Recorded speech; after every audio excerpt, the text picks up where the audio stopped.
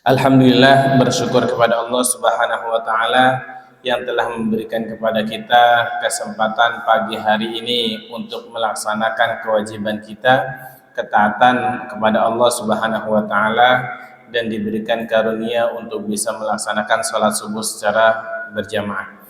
Salawat serta salam semoga tetap tercurahkan pada baginda Nabi Muhammad SAW yang telah memperjuangkan jiwa dan raganya hanya untuk tegaknya kalimat Allah Subhanahu wa taala di muka bumi ini. Jamaah subuh yang dirahmati Allah Subhanahu wa taala, pagi hari ini kita akan mengkaji sebuah tema. Kajian kita adalah kemana bahtera rumah tangga ini akan berlabuh. Sebuah tema besar yang jarang sekali dipikirkan oleh kebanyakan kaum muslimin, sehingga kita dapati muslimin kondisinya seperti yang hari ini kita rasakan, khususnya di Indonesia. Padahal ini bagian yang sangat penting, ketika kita ingin membina atau membangun rumah tangga muslimin ini. Tapi sayangnya memang banyak sekali di antara kita yang tidak mengilmui ketika ingin melangkahkan niatnya untuk ke pelaminan. Pagi hari ini saya ingin coba memulai kajian kita dari surat Asy-Syu'ara, surat yang ke-42, ayat yang ke-49 dan 50, di mana Allah Subhanahu wa taala berfirman, a'udzubillahi minasyaitonirrajim, bismillahirrahmanirrahim, lillahi mulkus samawati wal ard, yakhluqu ma yasha'u, yahabu liman yasha'u inatha wa yahabu liman yasha'u adh-dhukur aw yuzawwijuhum dhukrana wa inatha wa yaj'alu man yasha'u 'aqima innahu 'alimun qadir. Kata Allah Subhanahu wa taala, kepunyaan Allah lah kerajaan langit dan bumi. Dialah Allah yang menciptakan apa yang Dia kehendaki. Dia memberikan anak-anak perempuan kepada siapa yang dikehendaki. Dia memberikan anak laki-laki kepada siapa yang Dia kehendaki, atau Dia juga yang menganugerahkan kedua jenis laki-laki dan perempuan itu kepada siapa yang dikehendakinya, dan Dia menjadikan mandul siapa yang Dia kehendaki. Sesungguhnya Dia Maha mengetahui lagi Maha kuasa. Dari ayat ini kita bisa memahami bahwa karunia anak yang Allah Subhanahu wa taala berikan itu merupakan hak prerogatifnya Allah Subhanahu wa taala. Kita tidak bisa memilih apakah kita diberikan karunia anak laki-laki ataupun perempuan, atau kita belum diberikan karunia anak ketika menikah sudah cukup lama gitu. Karena itu ini penting kalau kita mau diberikan karunia anak, karena Allah yang memiliki hak prerogatifnya, mintanya kepada Allah kalau kita belum diberikan karunia anak. Ini ada kasusnya dulu ketika Hasan Al-Basri juga pernah didatangi oleh sepasang suami istri yang sudah lama belum dikaruniai anak. Bagaimana solusinya agar Allah memberikan anak? Maka jawaban Hasan Al-Basri itu sederhana. Orang belum dikasih anak, paceklik, banyak hutang. Kata Hasan Al-Basri ketika ditanya, jawabannya cuma satu: istighfar. Perbanyak istighfar gitu. Walaupun orang ini akhirnya sempat marah dan gak sepakat, lalu dia mendatanginya. Ketiga orang ini mendatangi, apa yang kau maksudkan wahai Hasan Al-Basri ketika kami bertanya dengan tiga persoalan yang berbeda, maka jawabannya hanya istighfar. Imam Hasan al-Basri kemudian memerintahkan mereka untuk membuka surat Nuh mulai dari ayat 10. Nanti ada ayatnya di situ, faqultu astaghfiru rabbakum innahu kana ghaffara yursilis samaa'a 'alaikum midrara wa yumdidukum bi amwalin wa banina. Ya, beristighfarlah kepada Allah, Allah akan mengampuni dosa-dosa kamu. Yursilis samaa'a 'alaikum midrara, Allah akan mengirimkan kepada mereka itu banyak banget keberkahan dan rezekinya. Apa di antaranya? Allah Subhanahu wa taala mengatakan wa yumdidukum bi amwalin, Allah akan memberikan kepadanya banyak harta. Banyak harta karena di bahasa Al-Qur'annya itu menggunakan kata amwal jamak, artinya banyak, bukan hanya harta. Ketika kita semakin memperbanyak istighfar, maka semakin mudahlah rezeki yang Allah berikan kepada kita. Kalau hari ini kita terasa rezeki kita sempit, coba koreksi berapa kali istighfar kita dalam sehari. Habis sholat aja memang cuma 3 kali ya, gitu ya. Padahal Rasulullah memberikan contoh kepada kita dalam banyak hadisnya, yang paling sedikit Rasul SAW beristighfar berapa kali? 70 kali, paling sedikit 70, 90, 90, 100. Yang paling sedikitnya 70, itu riwayatnya. Sehari itu Rasul kekasih Allah sudah pasti masuk surga ya, dijamin surganya. Lah kita surganya belum dijamin ya, kehidupan akhiratnya menegangkan, bukan kekasih Allah, dosanya banyak, istighfarnya malas ya. Bi amwalin wa banina, dan anak-anak, Allah berikan karunia anak. Nah, jadi kalau saya pernah dapatin teman saya tuh belum punya anak, kemudian dia melakukan bayi tabung. Dulu bayar 80 juta, sudah bayar 80 juta gagal. Dia melakukan yang kedua kalinya baru dia berhasil. Artinya mau punya anak dia harus ngeluarin duit 120 juta, 160 juta dulu. Itu baru nanamin benih. Lahiran biaya lagi nggak? Biaya lagi. Perawatannya dan segala macamnya. Ternyata banyak yang harus dikeluarkan kalau dia nggak kembali kepada Allah. Padahal kalau kembali kepada Allah sederhana, cukup banyak istighfar. Perbanyak istighfar, maka Allah berikan karunia itu. Ya, cukup, itu yang pertama. Kedua, bisa dengan hujan-hujanan, mandi hujan ya, mandi hujan penting nih Bun, penting mandi hujan, yang banyak orang tidak ketahui. Itu hujan kan banyak keberkahannya. Rasul SAW pernah ketika dia habis mandi hujan ditanya oleh para sahabatnya, ya Rasul, kenapa engkau mandi hujan? Lagi ngapain ente? Bahasa kita ya. Kata Rasulullah SAW, tidakkah engkau tahu bahwa Allah baru saja menurunkan hujannya, menurunkan keberkahannya, menurunkan keberkahannya. Saat itulah ketika para sahabat dengar bahwa hujan itu penuh keberkahan, sahabat itu sampai mengeluarkan barang-barang di rumahnya yang bisa dikeluarkan agar terkena hujan. Kenapa? Karena hujan ada keberkahannya. Dan hujan manfaatnya salah satunya gini, kalau rumah tangga kita itu penuh dengan cekcok, mandi hujan. Karena salah satu manfaat mandi hujan itu adalah melembutkan hati. Melembutkan hati ya, mandi hujan. Ya, kayak film India tuh. Ya, mandi hujan sambil nyanyi-nyanyian, mandi hujan. Itu hati lembut. Suami istri, orang mau bilang apa kan terserah. Yang penting ini dalam syariatnya ada. Cuma jangan pas saat pertama turun, karena ketika saat pertama turun udara kita hari ini nggak bagus. Jadi ada kalimat yang kita tidak sadari, sebenarnya kita sudah menentang Allah. Ini bahaya banget.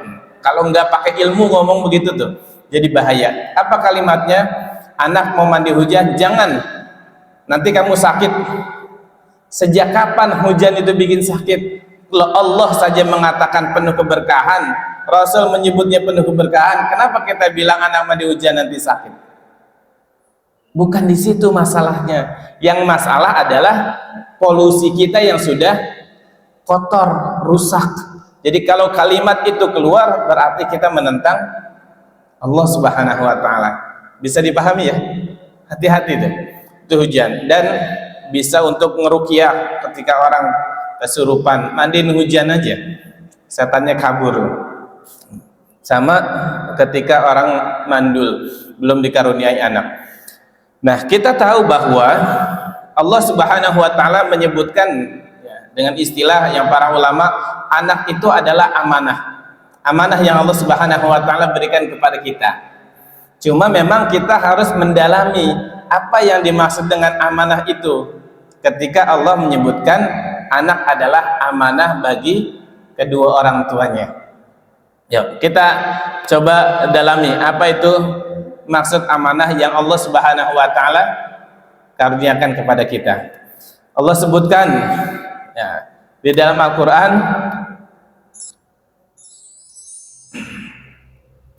belum nongol ya.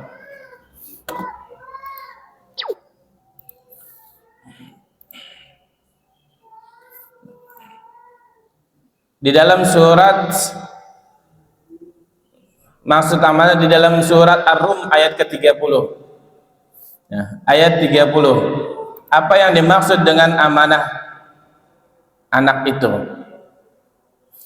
Allah Subhanahu wa taala berfirman, fa'aqim wajhaka lid-dini hanifa fitratallahi fataran nas 'alaiha la tabdila li khalqillah dzalikad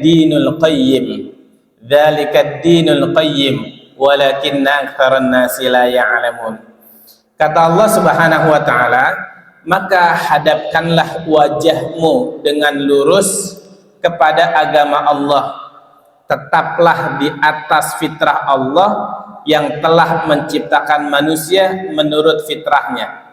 Tidak ada perubahan pada fitrah Allah itu ya. Itulah yang dimaksud dengan agama yang lurus, tetapi kebanyakan manusia tidak mengetahui. Berarti dari ayat ini kita fahami bahwa yang dimaksud dengan fitrah, di sini ada tulisan itu, fataron nas, fitrah. Ya, apa yang dimaksud dengan amanah? Yang pertama maknanya adalah fitrah. Fitrah yang ada di dalam diri manusia yang Allah ciptakan dan itu tidak pernah berubah. Tidak pernah berubah. Allah ciptakan tidak pernah berubah. Konsep apapun yang sedang diupayakan oleh orang-orang kafir untuk merubah fitrah Allah, maka fitrah itu tidak akan pernah berubah. Meskipun dia menciptakan sebuah konsep bahwa manusia itu ya asal muasalnya adalah binatang, ya asal muasalnya adalah kera, tapi fitrah manusia itu meskipun dia tidak tahu ilmunya, dia akan menolak. Mau bu, nenek moyangnya itu kera ya. Mau nggak dikatakan gitu? Enggak, fitrahnya nggak mau ya, nggak akan mau. Saya kasih contoh lagi nih fitrah ya. Saya dulu di Jakarta punya apa namanya teman, bapaknya itu pertu, preman tua, tukang mabuk. Kalau ditanya, om, kalau punya anak, pengen anaknya anak yang soleh atau dan solehah enggak? Jawabannya pasti pengen. Itu pemabuk, pemabuk preman. Ya, pengen anaknya, sampai kemudian saya lihat anaknya itu disekolahkan sekolah Islam yang saya tahu sekolah itu punya visinya luar biasa ya, melahirkan orang banyak ulama hari ini ya, banyak ulama yang sekolahnya pulang pergi tapi bisa anaknya itu ya kemudian meneruskan kuliahnya di Madinah, di Mesir ya, saking dia pengen punya anak soleh dan solehah. Fitrah ya, fitrahnya bahwa ya manusia itu mencintai kebaikan, manusia itu senang terhadap kebaikan. Jadi kalau manusia itu tidak senang pada kebaikan, maka fitrahnya sudah dia rusak. Fitratallahi fataran nas 'alaiha. Tidak akan ada yang berubah fitrah Allah Subhanahu wa taala pada ciptaan makhluknya. Ya. Kemudian ya, Allah Subhanahu wa taala mengingatkan kita di dalam sebuah hadis yang diriwayatkan oleh Imam Muslim. Wa inni khalaqtu ibadi hunafa'a kullahum. Dan sesungguhnya aku ini telah menciptakan hamba-hambaku semuanya dalam keadaan hanif. Hanif, lurus. Tahu hanif pun? Tolak ukurnya hanif itu apa? Kita gampang banget menyebut orang, oh, dia orangnya mah hanif. Hanif banget. Subhanallah. Hanif itu lurus, tolak ukurnya adalah Nabi Ibrahim. Karena Allah menyebutkan dalam Quran itu, wa kana Ibrahima hanifa. Ibrahim itu orangnya hanif. Ya, sudah belum kita kayak Nabi Ibrahim? Berarti kita belum hanif. Jadi Allah, fitrah Allah ciptakan kepada manusia ini, ya, Allah menciptakan kita dalam keadaan hanif, lurus. Yang membuat kotor itu, kata Rasul dalam sebuah hadis, ini kan hadis qudsi, artinya Allah sendiri yang langsung bicara. Allah mengatakan, wa innahum atadhumus syayatin fajtalathum an dinihim. Kemudian kata Allah, ya, dan sesungguhnya setan-setan itu mendatangi mereka, lalu mereka ya memalingkan mereka dari agama Allah Subhanahu wa taala. Dari dua keterangan ini, ayat dan hadis, maka sebagai orang tua, ketika Allah menitipkan kepada kita amanah anak, amanah itu adalah untuk kita jaga dengan baik di atas fitrahnya. Nggak boleh keluar dari fitrahnya. Salah satu caranya adalah mendidik anak kita untuk kenal agama yang dianutnya. Untuk kenal agama yang dianutnya secara dalam. Itu yang paling utama. Itu yang paling utama, ya. Kita punya kewajiban menjaga anak kita di atas fitrah Islam. Jangan sampai kita kemudian sebagai orang tua sibuk membesarkan anak-anak kita. Begitu kita sudah membesarkan anak-anak kita, jiwa mereka direnggut oleh orang-orang sekuler. Jiwa mereka direnggut oleh orang-orang liberal. Jiwa mereka direnggut oleh orang-orang yang tidak bertuhan. Jiwa anak-anak mereka, anak-anak kita direnggut oleh orang-orang yang mencintai sesama jenis. Ini kan bahaya, ya, bahaya. Jadi, ya, ketika Allah Subhanahu wa taala mengatakan fitrahnya itu tidak berubah, diciptakan kepada makhluk untuk makhluknya, pernah nggak dulu? Itu kalau zaman saya kecil tuh gini, dulu ada mainan dari kertas, yang kertas itu kalau kita kerik pakai uang logam, dia keluar gambar, tahu ya? Nah, itu ibaratnya, saya ibaratkan sebagai fitrah yang Allah sudah tanamkan kepada diri kita nih. Tugas kita cuman membuat terang fitrah itu, ya, membuat terang supaya dia jelas berada di atas fitrah Allah. Terang, dikerok aja, gitu. Dikerok dengan cara bagaimana memberikan pemahaman yang benar dan yang baik kepada anak-anak kita. Nah, sayangnya hari ini para orang tua, ketika kita belajar tentang pendidikan agama, itu menganggapnya keterbelakangan, memisahkan antara agama dengan akademik. Ini sejak kapan? Sejak kapan? Ketika Islam itu hadir, kemudian memisahkan antara pelajaran agama dengan pelajaran akademik sejak kapan? Sejak ilmu pengetahuan itu diambil alih oleh orang kafir. Ya, padahal nggak begitu. Lihat ayat yang pertama kali diturunkan oleh Allah, ya, suratnya surat apa? Al-Alaq. Al-Alaq, coba dibaca utuh dari ayat pertama sampai habis. Itu ayat berbicara tentang apa? Ilmu pengetahuan yang basisnya adalah science. Islam bicara ilmu pengetahuan sebelum ada Barat bicara tentang ilmu pengetahuan. Karena itu para ulama kita dahulu ketika menguasai suatu ilmu itu, dia bukan seperti hari ini ahli tafsir, ahli tafsir saja, ahli fikih aja, enggak. Dulu para ulama kita, saya kasih contoh deh yang paling gampang. Ini enggak keluar ya. Saya kasih contoh yang paling gampang ya. Tahu yang namanya Ibnu Sina enggak? Ibnu Sina? Tahu Ibnu Sina? Kita pernah dengar Ibnu Sina ya? Ibnu Sina itu apa? Siapa? Orang yang dikenal dalam sejarah, orang yang menemukan ilmu kedokteran, betul? Betul ya? Sebelum Ibnu Sina itu sudah ada. Nah ini PR nih buat para orang tua. Siapa di atasnya Ibnu Sina itu? Ya, seorang dokter ya, ahli kedokteran dari muslimin. Kurang lebih 200 tahun di atasnya Ibnu Sina. Tapi kini karena kita yang terkenal Ibnu Sina, kita bicara tentang Ibnu Sina. Ibnu Sina sebelum dia menguasai ilmu kedokteran itu, dia sudah menguasai banyak disiplin ilmu. Dia ahli astronom, ahli fisika, banyak ahli yang dikuasai oleh Ibnu Sina. Dan Ibnu Sina ketika belajar ilmu pengetahuan tentang kedokteran itu, dia belajar hanya 1 tahun. Bayangkan, di usia 16 sampai 17 tahun, hanya 1 tahun belajar ilmu kedokteran, tapi ilmu yang dia kuasai itu sampai hari ini dijadikan sebagai rujukan. Kan luar biasa. Dari mana dia memulainya? Dia mulai dari menanamkan Quran. Orang tuanya. Meskipun nanti para ulama berbeda tentang akidahnya ketika sudah besar.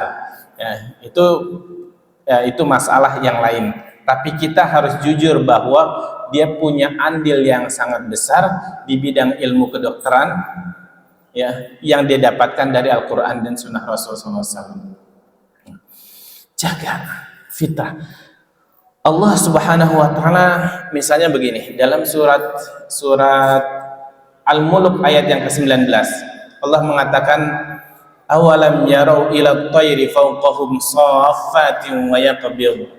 Ya, Allah perintahkan kita, perhatikanlah burung yang mengepakkan sayapnya, ya, dan burung itu tidak terjatuh ke bumi. Tidak ada yang mampu menahannya, kata Allah, illar rahman. Ujung ayatnya gitu. Tidak ada yang mampu menahannya kecuali dialah Allah yang Maha Rahman. Dalam satu ayat itu berarti kita sedang mempelajari 3 materi. 1, ya, disuruh perhatikan burung, berarti itu belajar tentang ilmu IPA, ya, ilmu pengetahuan alam, betul ya Ustaz? IPA. Disuruh perhatikan tuh. Terus kata Allah, burung itu tidak terjatuh ke bumi ketika mengepakkan sayapnya. Itu berarti kita belajar ilmu apa? Fisika. Ya, tidak ada yang mampu menahannya, kata Allah, illar rahman, yang Maha Rahman. Berarti kita sedang belajar ilmu tauhid, asma wa sifat. Begitu dulu para ulama ketika belajar tentang Quran, belajar tentang agama, maka kemudian wajar kalau dia di usia-usia belia itu sudah matang. Di usia-usia yang masih sangat dini, dia sudah menguasai disiplin ilmu banyak. Karena tidak pernah dipisahkan, ya, dipisah-pisah itu ketika belajar Quran, ya, atau belajar agama dengan ilmu akademik. Di saat yang bersamaan itulah dia kemudian mampu mentadaburinya, mengeluarkan banyak disiplin ilmu. Siapa yang menemukan ilmu pesawat terbang? Siapa? Ada yang tahu nggak? Yang menemukan ilmu pesawat terbang? Nggak tahu. Ya, siapa nih? Saya kasih contoh lagi. Tanya tuh sama yang membuat Facebook. Dia masih hidup. Apa kata beliau? Beliau mengatakan bahwa dia tidak bisa membuat Facebook kalau tidak didasari oleh ilmu pengetahuan yang ditulis oleh Al-Khwarizmi. Siapa Al-Khwarizmi? Seorang ulama muslimin. Dia akui, dia jujur, pijakan utamanya dia bisa membuat sebuah karya Facebook yang hari ini digunakan oleh kita menjadi senjata buat mereka yang nggak sesuai sama dia di suspend ya, dihapus. Itu pijakan dasarnya diambil dari ilmu yang ditulis oleh Al-Khwarizmi, seorang ulama muslim ya, hafal Quran dulu sebelumnya, usia ya masih sangat belia, usia kutab, usia SD, hafal Quran. Jadi kita punya tugas penting sebagai seorang ayah, seorang ibu. Ketika Allah titipkan kepada kita anak, maka anak itu harus kita jaga di atas fitrahnya, harus jaga ya. Karena anak itu diberikan istilah sebagai amanah, maka orang yang tidak menjaga amanah Allah itu berarti dia orang yang sedang berkhianat. Orang yang sedang berkhianat. Hati-hati, berarti kita sedang berkhianat kepada Allah Subhanahu wa taala. Ya. Allah Subhanahu wa taala menyebutkan di dalam surat Al-Isra ayat yang ke-62 sampai 64. Di situ Allah memberikan kepada kita keterangan bahwa setan itu punya tekad yang sangat kuat sejak awal penciptaannya manusia ya. Ketika Allah ciptakan Nabi Adam, setan kemudian kan dengki. Ketika dengki itulah dia mempunyai tekad yang sangat kuat ingin menggelincirkan manusia dari jalan Allah Subhanahu wa taala. Maka Allah tadi sudah sebutkan dalam hadis qudsi, fa'atathumus syayatin fajtalathum an dinihim. Setan mendatangi mereka kemudian memalingkan mereka dari agamanya. Nah, di dalam surat Al-Isra, maka Allah Subhanahu wa taala memberikan kabar kepada kita, qala ara'aitaka hadzal ladzi karramta 'alayya la in akhartani ila yaumil qiyamati, dan seterusnya. Kata Allah, dia iblis itu berkata, terangkanlah kepadaku, inikah orangnya yang engkau muliakan di atas diriku? Sesungguhnya jika engkau memberikan tangguh kepadaku sampai hari kiamat, niscaya benar-benar akan aku sesatkan keturunannya kecuali sebagian kecil. Ya, saya koma dulu sampai sini. Ya, iblis berkata kepada Allah, ya Allah, coba kasih tahu ke saya, ini orang yang engkau anggap lebih mulia daripada aku. Kalau begitu, kata iblis, karena dia dengki marah kepada Allah, dia bilang, kalau gitu ya Allah, saya minta kepada engkau berikan aku karunia umur yang tidak pernah habis sampai dengan datangnya hari kiamat. Kata setan gitu, beri tangguh aku sampai datangnya hari kiamat. Untuk apa? Kata setan, niscaya benar-benar akan aku sesatkan keturunannya kecuali sebagian kecil. Kecuali sebagian kecil, kata setan, iblis. Tapi yang menarik adalah ketika setan, iblis ini yang dikutuk oleh Allah Subhanahu wa taala minta kepada Allah, ya. Allah tahu nggak iblis itu nentang Allah? Yang akan datang apa yang dilakukan oleh iblis, Allah tahu nggak? Tahu ya, Allah Maha tahu apa yang akan dikerjakan oleh iblis.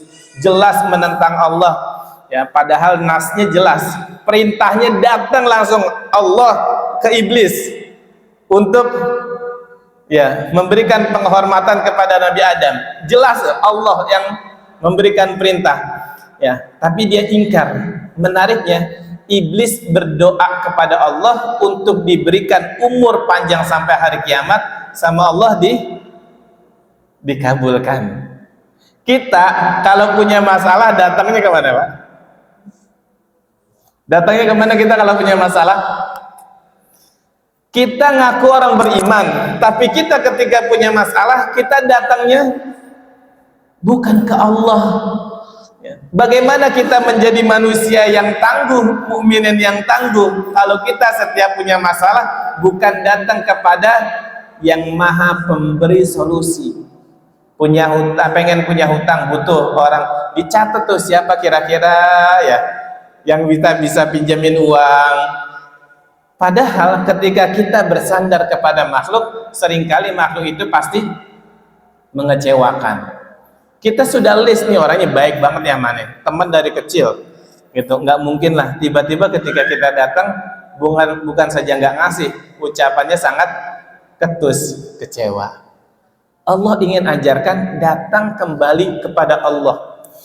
Kalau punya masalah, doa itu masalah kita hari ini. Salah satu di antara masalah terbesar kita adalah kita tidak mau kembali kepada Allah ketika kita punya masalah.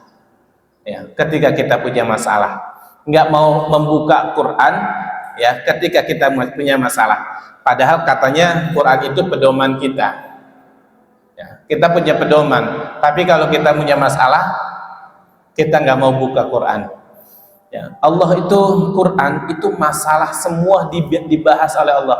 Bahkan untuk urusan maaf ya, masalah yang sangat kecil aja, banjir, masalah banjir itu ada solusinya dalam Quran. Cuma mau nggak kita buka Quran itu? Ya, di dalam Quran itu ada. Ya, masalah banjir saja Allah Subhanahu wa taala sudah sebutkan bagaimana cara penyelesaiannya. Cuman ada nggak hari ini kalau banjir itu kita buka Quran? Dianggapnya nggak nyambung.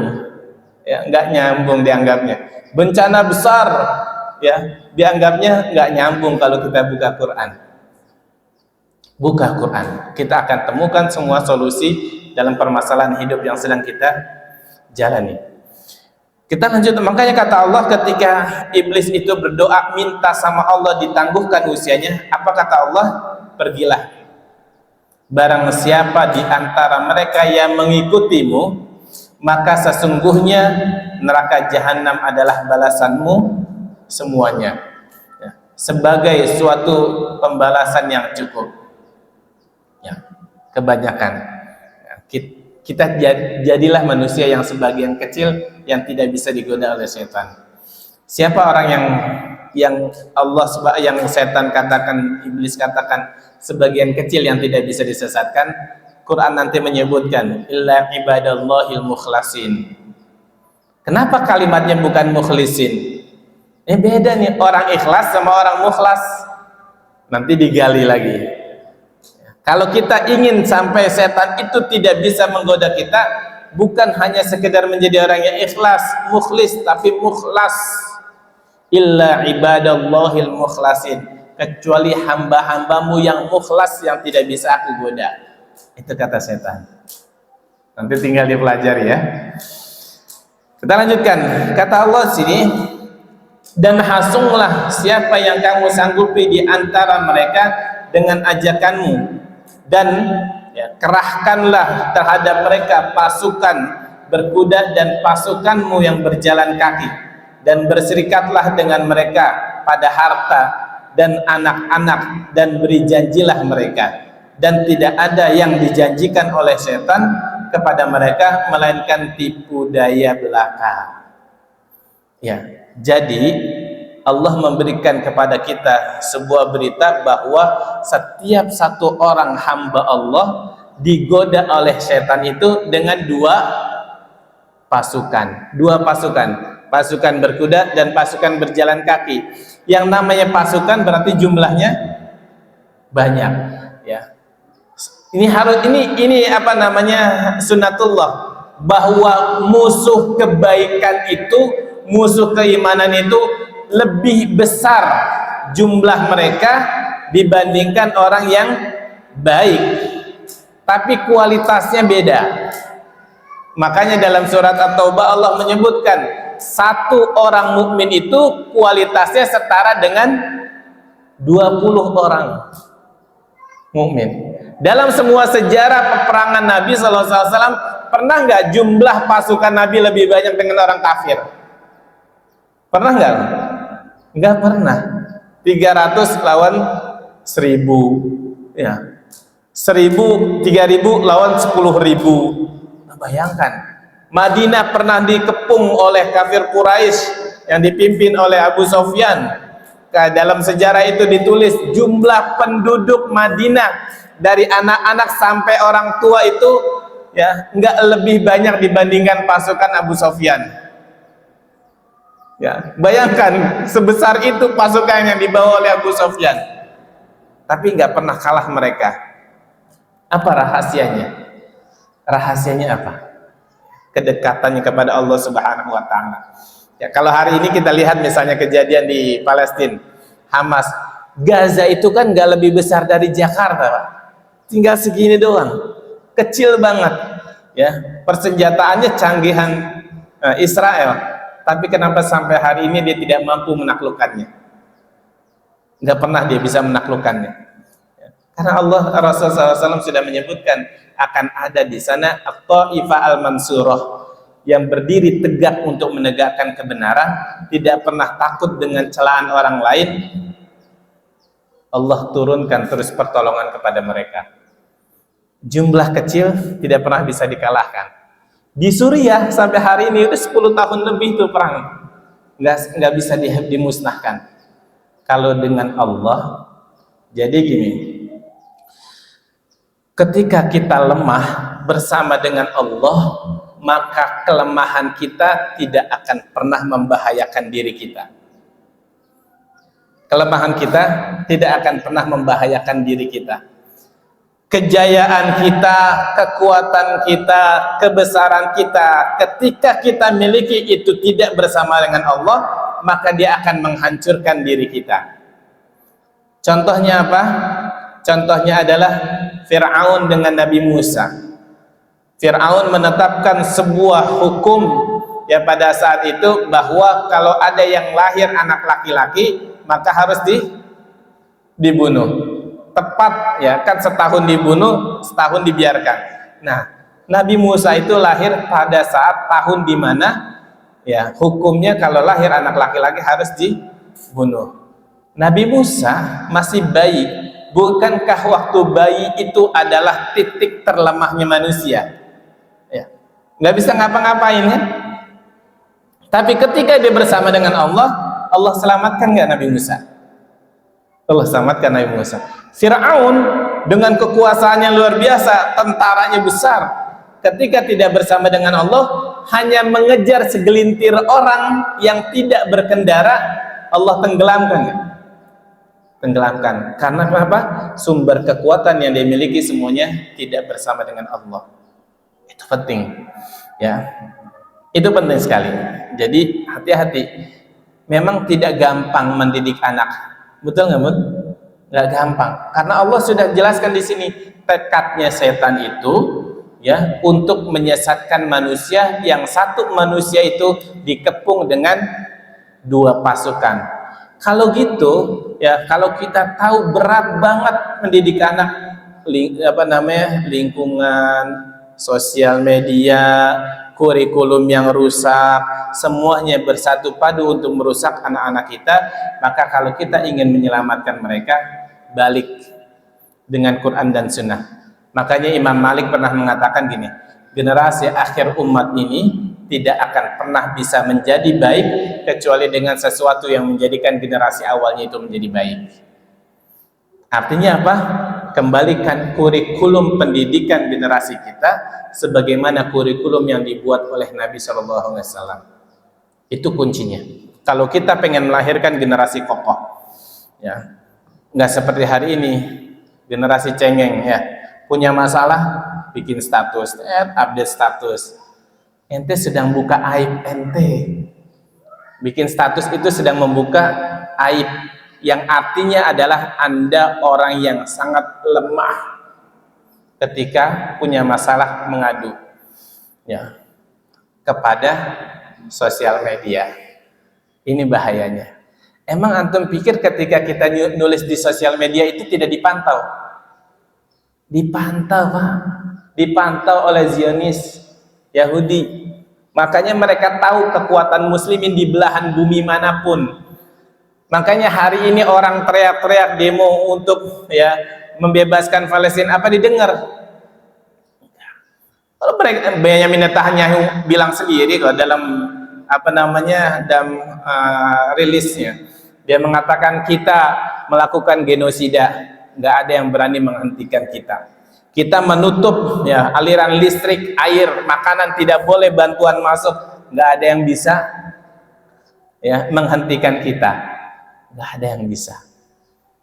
Itu dia sendiri yang ngomong, karena kita generasi lemah. Dia tahu lemah, nggak bakalan mereka bisa tolong. Padahal Israel itu jumlah penduduknya satu dunia ya Pak. Jumlah penduduknya garis keturunan Yahudi itu cuma 5 jutaan. Banyakan mana sama muslimin Indonesia? 5 juta satu dunia, tapi bisa menguasai dunia. Subhanallah, kita harus belajar.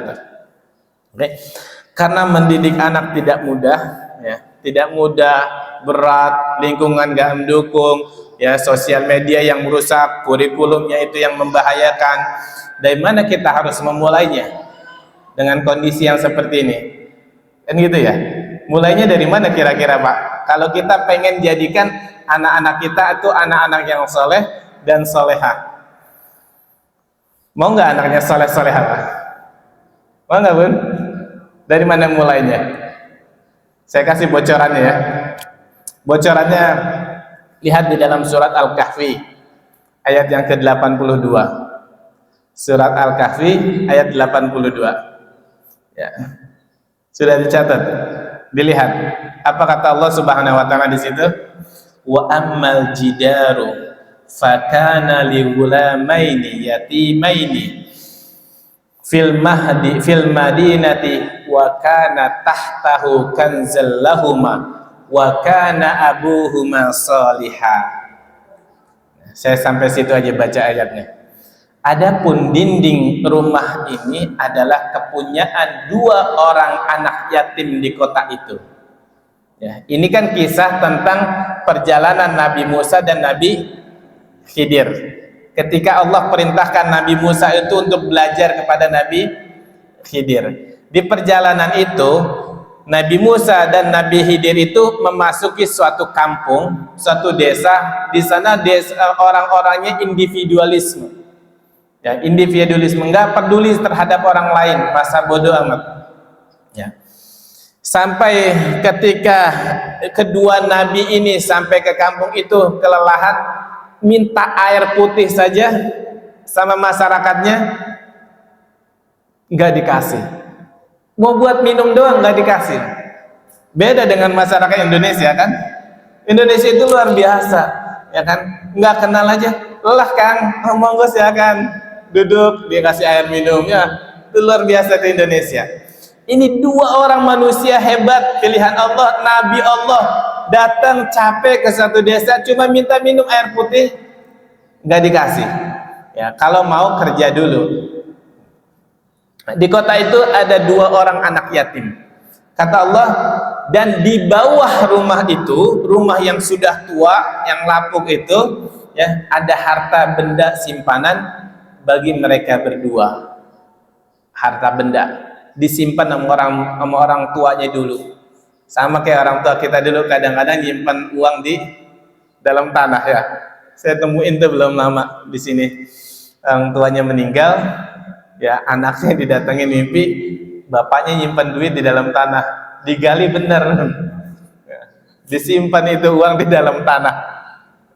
Orang tua kita masih ada yang begitu ya ternyata. Tahunya saya dulu, tapi hari ini ngelihat belum lama. Nyimpen uang di dalam tanah yang ditujukan untuk anak-anaknya.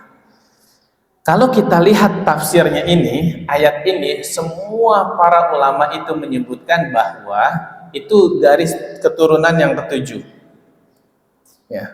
Garis keturunan yang ke-7. Dari mana anak itu bisa tahu ada harta benda di dalam rumah yang udah rongsok itu, yang nggak ditempatin? Dari mana dia bisa tahu? Padahal nggak ketemu sama buyut cucunya di sana, nggak ketemu. Ya, apa sebabnya dia bisa dijaga oleh Allah? Lihat jawaban Allah. Wa kana abuhuma sholihah.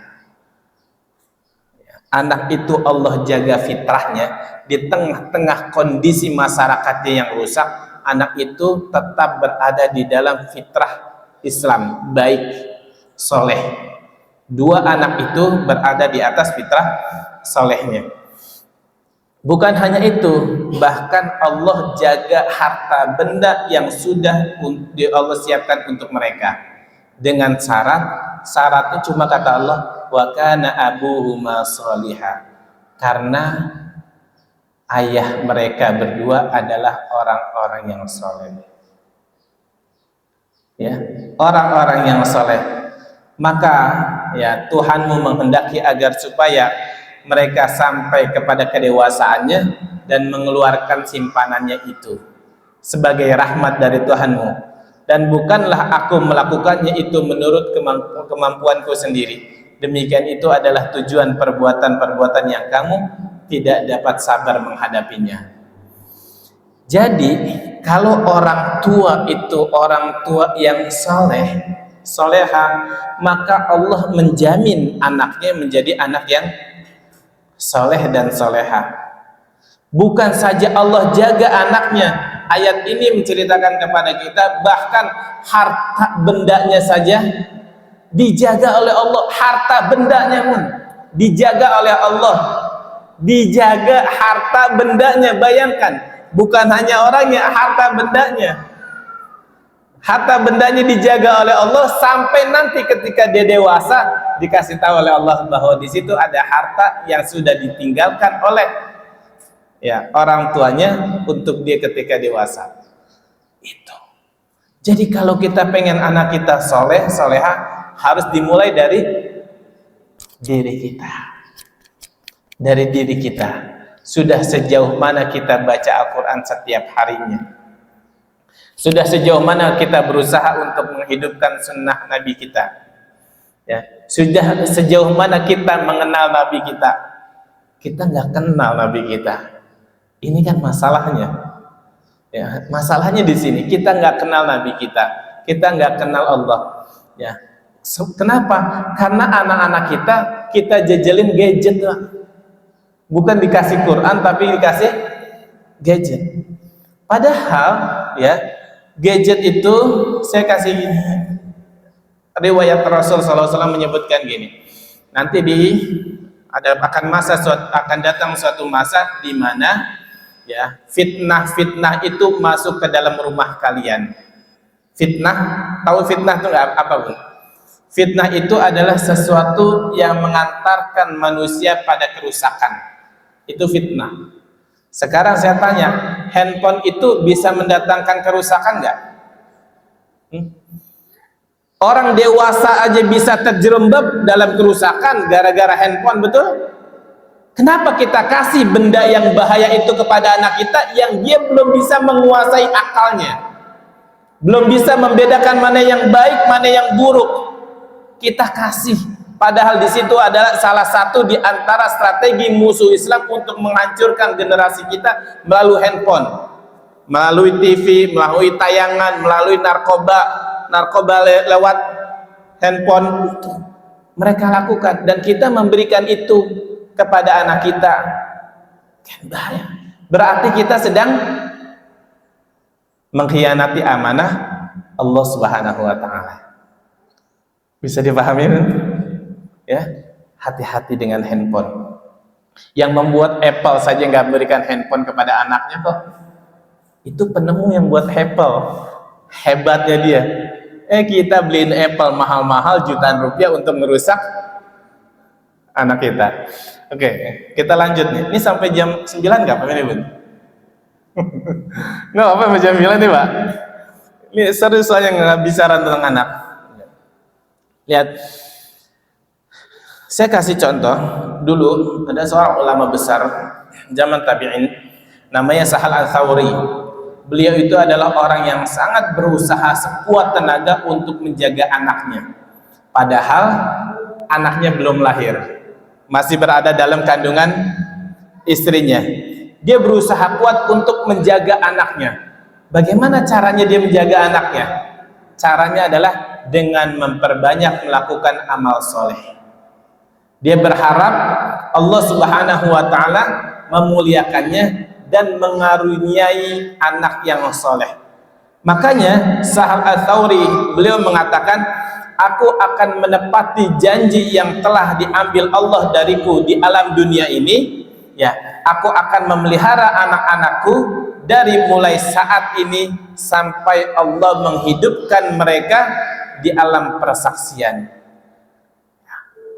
Di alam persaksian, sampai begitu dia mengatakan istrinya masih anaknya masih dalam kandungan, dia sudah bertekad kuat untuk menjaga anaknya dengan memperbanyak amal soleh. Kenapa? Karena dia tahu janji Allah, kalau orang tuanya soleh, Allah akan jaga anak keturunannya. Sa'ad bin Musayyab, ya, ini juga seorang ulama tabi'in. Beliau mengatakan, tabi'in tahu ya, tabi'in yang belajarnya sama sahabat Rasul sallallahu alaihi wasallam, ya. Beliau pernah sewaktu lagi sholat sunnah, kemudian dia teringat tentang anaknya. Lagi sholat ingat anaknya. Kalau kita lagi sholat ingat utangnya, utang kita sama siapa nih? Sahabat orang mulia ini lagi sholat ingat anaknya. Maka kata beliau, ketika aku ingat anakku dalam sholatku, aku tambahkan sholatku. Aku tambahkan sholatnya. Artinya habis 2 rakaat salam, sholat lagi, 2 rakaat salam, sholat lagi. Kenapa? Kata beliau, karena telah direwayatkan bahwa Allah Subhanahu wa ta'ala akan menjaga orang soleh itu beserta dengan 7 keturunannya. 7 keturunan. Itu kata Sa'ad bin Musayyab, kalau orang tuanya soleh, solehah, ya.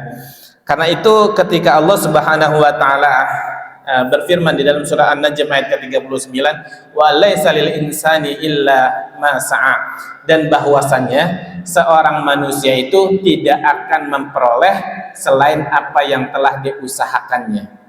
Bayangkan, coba lihat. Ini kan kalau kita lihat sekilas kayaknya ayat bicara tentang kerja keras, ya. Dan bahwasannya seorang manusia tidak akan memperoleh selain dengan apa yang telah dia usahakannya, ya. Menariknya, setelah Allah menurunkan ayat ini, kalimat ayat selanjutnya apa? Walladzina amanu wattaba'athum dzurriyyatahum imanahum, ya, wa ma alatnahum min amalihim min syai' kullu imri'in bima kasaba rahim. Dan orang-orang yang beriman dan yang anak cucu mereka mengikuti mereka dalam keimanannya, akan aku hubungkan, aku pertemukan lagi anak cucu mereka dengan mereka nanti di akhirat. Dan kami tidak mengurangi sedikit pun daripada pahala amal mereka. Tiap-tiap manusia terikat dengan apa yang dia kerjakannya. Artinya ayat ini berbicara tentang bagaimana mendidik generasinya, mendidik anak-anaknya, ya, mendidik anak-anaknya. Jadi kalau hari ini kita dapat di anak kita bengal, coba koreksi lagi apa yang kita tanamkan. Kemarin tuh ada yang ibu-ibu yang curhat, Ustaz, gimana ya anak saya udah umurnya 14 tahun, susah banget kalau diajak ngomong tuh diarahin cuek, ya, hidupnya di depan handphone saja pengennya. Saya tanya, bagaimana ibu mendidiknya ketika waktu masa usia SD? Karena itu akan berpengaruh dengan sikapnya dia di dewasa nanti, ya. Dan penting bagi ibu yang salehah. Lihat kalimat dari Al-Maududi. Kata beliau gini, seorang anak yang rusak, ya, dia akan bisa kembali lagi menjadi baik kalau dia pernah dididik oleh seorang ibu yang salehah. Penting. Maka itu orang-orang kafir yang pertama dirusak adalah para wanitanya. Yang dirusak adalah para wanitanya. Dibuat dia bangga, ya, menjadi wanita yang mengeksplor kehormatannya. Apa sih sangkut pautnya? iklan obat nyamuk sama perempuan kurang bahan. Kan gitu iklannya ya. Apa sangkut pautnya bicara oli perempuan pakaian menor ya, pakaian tidak kurang bahan, apa korelasinya apa? Gak ada korelasinya. Dia hanya ingin ya menitipkan pesan ya kepada generasinya ya bahwa kemaksiatan itu indah. Itu dia pengen, makanya mereka seneng ya dipertontonkan auratnya, dirusak perempuannya. Mereka punya 3 konsep untuk menghancurkan generasi kita. Kata beliau, kalau kita ingin menghancurkan peradaban muslim itu, lakukan dengan 3 cara. 1, rusak para wanitanya, sehingga para wanita itu merasa gelisah, merasa tidak terhormat ketika dia hanya statusnya sebagai ibu rumah tangga. Ini bahaya betul gitu ya. Kalau ini sampai kemudian tertanam di dalam jiwa para ummahatul muslimin. Saya ingin sampaikan gini, sesungguhnya kemuliaan seorang wanita itu, ini para ibu mohon dengerin, sesungguhnya kemuliaan seorang wanita itu terletak pada status keibuannya yang mampu membangun rumah tangga yang penuh dengan keberkahan dan melahirkan generasi Qur'ani, bukan dengan setumpuk gaji yang dimilikinya. Bukan itu ya. Karena itu antum pernah lihat nggak? Dulu zaman kita beberapa tahun ke belakang, 10 tahun ke belakang lah, di pom bensin ada nggak yang kerja perempuan? Kenapa sekarang perempuan lebih banyak? Untuk memutus mata rantai supaya generasi kita menjadi rusak. Kita nggak sadar kita ambil bagian daripada itu ya. Saya tanya, Pak, pulang jam berapa, Pak? Jam 11 malam. Apa nggak membahayakan diri perempuan ya? Apa itu kan seharusnya wilayah laki-laki. Kalau terjadi banyaknya begal, kerusakan, perampokan, pencurian, karena konsep yang Allah sudah tanamkan bahwa rijal laki-laki itu tugasnya mencari nafkah, diambil alih oleh perempuan, sehingga laki-lakinya pengen dengan cara yang cepat, adalah gue begal aja, susah banget cari kerja, sampai ada kalimat cari yang haram aja susah ya. Subhanallah, itu kalimat luar biasa. Saking putus asanya dengan kondisi, dirusak dengan sistem yang menghancurkan generasi kita ya. Jadi apa kesimpulannya? Saya ingin tanya dulu nih kepada para jamaah, kesimpulannya apa? Pernikahan itu harus memiliki sebuah tujuan yang jelas. Pertanyaannya, apa tujuan dari pernikahan yang sudah kita lakukan? Pernah nggak sebelum nikah bikin visi ini dulu? Nanti mau nikah bagaimana, ke depannya itu seperti apa ya. Karena tujuan itu adalah sesuatu yang sangat penting sebelum ya, sesuatu yang sangat penting untuk kita ketahui sebelum kita mulai sesuatu. Tujuan itu penting ya, untuk kita ketahui. Orang pergi nggak jelas tujuannya kemana, kan bingung ya, terombang-ambing. Kalau dia punya tujuan yang jelas, apapun yang terjadi, mau macet, mau ada apa, yang penting dia akan sampai pada tujuan. Maka penting mengetahui tujuan sebelum kita melakukan sesuatu. Nah, tujuan pernikahannya dulu apa? Punya nggak visi misinya? Apa tujuan kita ketika menikah hanya karena bertemunya dua insan yang saling mencintai? Udahlah, daripada itu nikahin aja, orang sama-sama suka kok. Ya. Apa tujuan kita menikah itu hanya untuk merubah status sosial kejombloan kita? Ya. Apakah ketika kita menikah itu tujuannya hanya menghalalkan hubungan biologis ya, agar tidak terjadi perzinahan, untuk melestarikan garis keturunan? Nggak ada yang salah dalam hal itu, tapi kalau hanya sebatas itu visi pernikahan kita, maka kita menjadi generasi yang lemah dan rusak. Itu hanya sebagian kecil, visi kecil sekali kalau hanya itu saja yang ada di dalam benak kepala muslimin. Tujuan pernikahan di dalam Islam itu cuma dua visinya. Saya garis besar, saya garis bawah ya, cuma dua visi pernikahan seorang muslim. Ya, cuma dua, tolong digaris bawahi. Satu adalah menyiapkan generasi.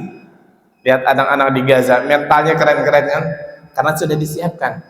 Orang tuanya tuh bangga kalau anaknya syahid. Gitu. Udah nggak usah umpetin wajahmu ketika diwawancari kemarin sama reporter jurnalis dari barat. Nggak usah diumpetin, karena saya bangga menjadi orang tua kalau engkau itu mati syahid.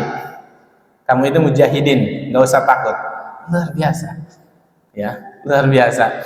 Ya, menyiapkan generasi yang pertama, ya, tujuan dari sebuah pernikahan menyiapkan generasi, dan yang kedua visinya adalah membangun ketakwaan bersama. Enak nggak kalau suami istri ya punya visinya bagaimana caranya rumah tangga ini penuh dengan ketakwaan? Enak nggak, Bun? Ya, itu harus kita bangun, tanamkan kuat dalam diri kita. Kita punya tugas bagaimana menanamkan ketakwaan bersama. Saya ingin sampaikan terakhir ya, sebuah kisah ya, di mana ini terjadi. Dulu ada seorang ulama besar, panglima besar, namanya Salahuddin Al-Ayyubi. Ya, tahu nggak kisahnya? Kenapa bisa lahir Salahuddin Al-Ayyubi yang mampu membebaskan Baitul Maqdis? Ya, kisahnya dari sebuah percakapan pamannya, ya, paman dari ayahnya, namanya Asaduddin. Beliau pernah bertanya kepada Najmuddin. Ketika Najmuddin ini udah usianya separuh baya. Separuh baya berarti kurang lebih 30-an ya. Belum nikah. Najmuddin itu belum nikah. Asaduddin bertanya, "Kenapa engkau udah usia segini belum nikah?" Kenapa, Bun? Karena Asaduddin itu gelisah. Kenapa? Satu, kebiasaan dulu dari para sahabat dengan para ulama ketika nikah tuh di usia muda. Ya, 19 tahun, 20 tahun itu udah nikah. Tapi dia punya ilmu, nggak dengan kita, beda ya. Mereka menikah di usia itu, tapi sudah ilmunya udah kokoh. Ilmunya sudah kokoh, gitu. Nah, kemudian karena dia seorang panglima besar, terkenal soleh, ya, kemudian ahli ilmu. Nah, ini kan sayang kalau orang kayak begini kemudian tidak melanjutkan generasinya. Maka bertanyalah, kenapa engkau belum menikah? Ya. Kemudian Najmuddin mengatakan, karena belum ada yang cocok dengan diri saya. Kata Asaduddin, lantas siapa orang yang cocok denganmu? Najmuddin kemudian mengatakan, maukah, kata Asaduddin, maukah kamu aku tawarkan, aku bantu untuk mencarikan pasangan untuk dirimu? Kata Najmuddin, siapa orangnya? Kata Asaduddin, putri dari Sultan Malik Shah atau Nizamul Muluk. Ini dua orang besar, ya, dikenal dalam dunia sejarah Islam ini pejuang muslimin yang luar biasa, yang mampu membebaskan banyak negeri dari tangan-tangan orang zalim, yang membantu orang-orang tertindas. Ini dua orang besar ya. Satu, kalau bahasa kita Nizamul Muluk itu guru spiritualnya, kemudian Malik Shah itu dia adalah sultannya. Bayangkan, dari kalangan bangsawan, orang terhormat, terkenal dengan kesolehan dan keberaniannya, ketika disodorkan, nih anak dia, putrinya, kalau mau saya akan ngomong. Kata Najmuddin, dia nggak cocok buat saya. Terus siapa yang cocok buatmu? Lihat kalimatnya. Kata beliau gini, aku menginginkan seorang istri yang solehah, yang bisa menggandeng tanganku ke surga, dan akan melahirkan anak yang dia didik dengan baik hingga menjadi seorang kesatria, menjadi seorang pemuda dan kesatria yang mampu mengembalikan Baitul Maqdis ke tangan muslimin. Itu visi. Makanya dia belum dapat karena sedang mencari pasangan yang punya kriteria seperti itu. Lalu ketika dia pergi ke dalam semua masjid, dia ngobrol dengan seorang syekh di sana, ya, seorang syekh itu kemudian bertanya, siapa yang kau inginkan? Ya. Dia lagi ngobrol, datang setelah ngobrol, ada seorang wanita ya memanggil orang tua itu, syekh itu.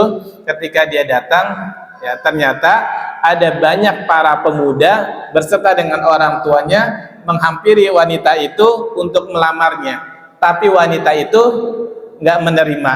Maka saya itu berkata, siapa orang yang kau inginkan? Ya. Kenapa engkau tolak para laki itu yang datang kepadamu?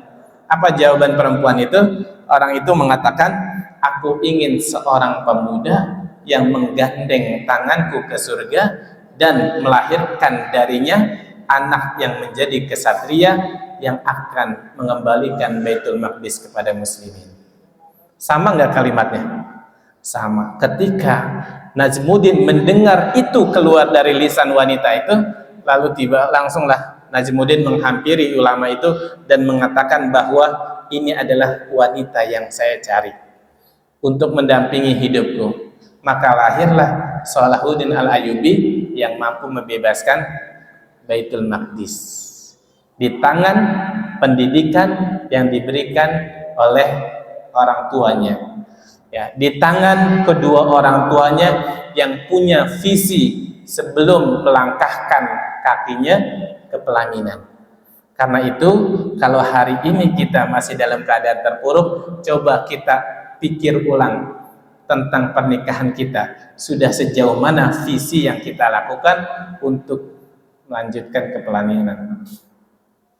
Baik, bisa dipahami ya. Ini mudah-mudahan yang bisa saya sampaikan, mudah-mudahan ini bermanfaat. Ya, kurang lebihnya saya mohon maaf. Ada diskusi nggak, Ustaz? Boleh. Kalau ada yang mau didiskusikan, yang mau ditanyakan, silakan, Ustaz. Assalamualaikum warahmatullahi wabarakatuh. Waalaikumsalam. Saya sepakat bahwasanya pengaduan diri kita mengadu itu ketika kita langsung mengadu sama Allah, insya Allah langsung saya merasakan, aku merasakan di diri saya. Ketika itu sebelum merasakan pengaduan saya kepada Allah, itu selalu mengandalkan dulu Pak Kiai, para ulama datang mengadu kepada itu. Dan ketika itu nggak mudah saya setelah itu kebutuhan hidup, kebutuhan masalah ataupun memecahkan masalah Nggak selesai. alhamdulillah saya sepakat bahwa kita itu sedikit-sedikit jangan mengadu sama tetangga, orang tua, teman kita. Nah, yang saya garis bawahi ada sangat sepakat sekali, yaitu kebanyakan kalau sekarang ada ngadu kepada manusia. Nah, sementara tadi dijelaskan bahwa mengadu sama manusia itu kadang Manusia. Nah, ini yang saya sepakat sekali. Satu itu tentang mengadu sama Allah itu langsung. Cuma kadang manusia berpikiran nggak mampu. Nah, saya pengen nyari utang. Nah, kalau kadang pemandangan seperti itu, Pak, yang punya kaya yang banyak duit, ya ternyata itu. Nah, kadang kita nggak mampu. Wah, kalau nggak begitu siapa nih yang mau saya utangin jawab. Nah, itu. Nah, itulah suatu mungkin dari kajian diri sendiri itu untuk bisa terpenuhi aduan kita kebanyakan. Terus yang kedua kalinya saya belum lama bahwasanya kalau kita berupaya atau mengajak kebaikan karena nggak mampu saya mengajak kebaikan keluarga saya itu sementara saya berjuang di depan orang banyak sementara saya pikir anak saya nanti kalau saya tinggal seperti ini ternyata saya berbuat curhat jadi alhamdulillah seperti tadi Pak yang dijelaskan bahwa kita itu kalau ingin anaknya nanti bisa tumbuh berkembang menjadi anak soleh ya mulai dari nah itu alhamdulillah mungkin dalam setengah bulan ini saya menentukan jawaban seperti itu saja dari saya sedikit jadi kalau kita memulai anak mau nanti seperti ini ya memang yang tadi Bapak sudah jelaskan bahwa harus dimulai dari diri kita sendiri. Terima kasih, mohon maaf. Baik. Assalamualaikum warahmatullahi wabarakatuh. Waalaikumsalam warahmatullahi wabarakatuh. Ini pengalaman langsung nih berarti Bu, yang bisa kita dengar ya dari orang yang mengalaminya, bahwa ya bersandar kepada makhluk pasti ujungnya adalah kekecewaan. Memperbaiki adab akhlak anak-anak kita harus dimulai dari diri kita, ya. Itu juga yang pernah saya coba alami, dapat dari orang tua yang menyuruh anaknya susah banget sholat gitu. Tapi orang tuanya tidak berhenti berdoa, ya menangis meminta kepada Allah Subhanahu wa taala. Sampai satu hari anaknya itu ya pulang ke rumah pakai kotor, pakai peci. Ibunya tanya, "Dari mana?" Habis dari masjid habis sholat. Ibunya langsung bersyukur kepada Allah ya karena doanya dikabulkan. Tingkatkan kesolehan orang tua. Atau gini, saya kasih cerita kisah lagi. Kita tahu kan Imam Bukhari, seorang ulama besar penulis hadis ya. Imam Bukhari itu kan kecilnya buta, nggak bisa lihat ya, nggak